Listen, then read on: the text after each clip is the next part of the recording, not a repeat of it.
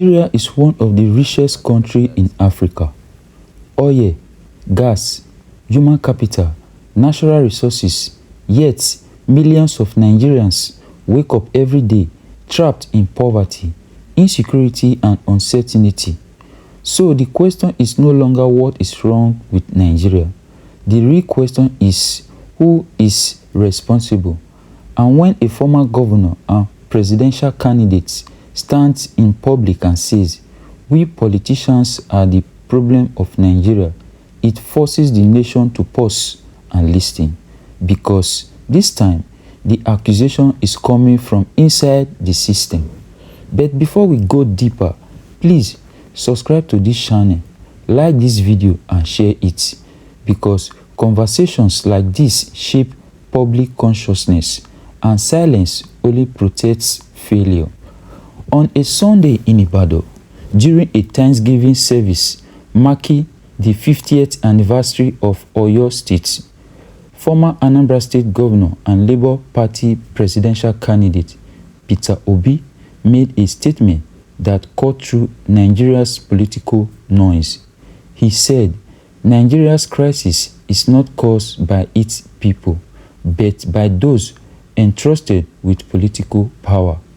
In one sentence, Obi dismantled decades of excuses, no blaming colonialism, no blaming population growth, no blaming citizens, just leadership and accountability, or the lack of it.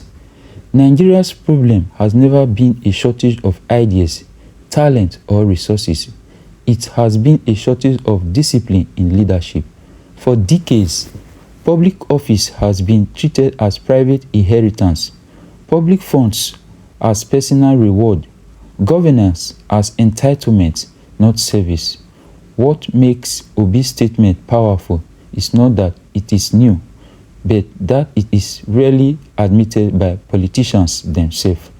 In a country where leaders often shift blame to citizens, this admission breaks an unwritten political rule, never indult the elites. But Obi's message also raises a critical tension. He asks Nigerians to pray for politicians, to pray that leaders' hearts would change. In a deeply religious society like Nigeria, this resonates, but it also exposes a dangerous comfort zone. Because while prayer can inspire morality, nations do not run on prayers alone. They run on strong institutions, clear laws, independent oversight, and consequences for abuse of power. When accountability is at source to spirituality, corruption learns how to survive. Obi didn't stop at criticism. He pointed to Oyo State as proof that better governance is possible. By praising Governor Seyi Makinde, Obi introduced a powerful counter-argument to political fatalism that Nigeria is not broken beyond repair. It is simply uneven governed. If one state can show visibility progress, then failure elsewhere is no longer accidental. It becomes a chance. This comparison quietly challenged every governor, minister, and public office holder. If it can work here, why not where you are? By revealing this adversary role in Makinde's early administration, Obi positioned himself not just as a critic, but as a participant in reform. And that comes with a burden, because Nigerians are tired of powerful truths that stop at species. They want systems that outlive individuals, policies that survive elections, institutions that punish failure, not excuse it. In today's Nigeria, moral clarity is no longer enough. Leadership must now be measurable. The real weight of Obi's statement is this: Nigeria's crisis is not mysterious.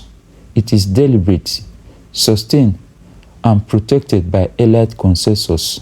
And until leadership becomes service, until public money truly becomes public good, development will remain selective, fragile, and reversible.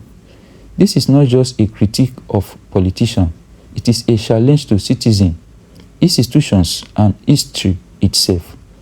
If Nigeria's problem is leadership, then the solution begins with accountability, not applauses.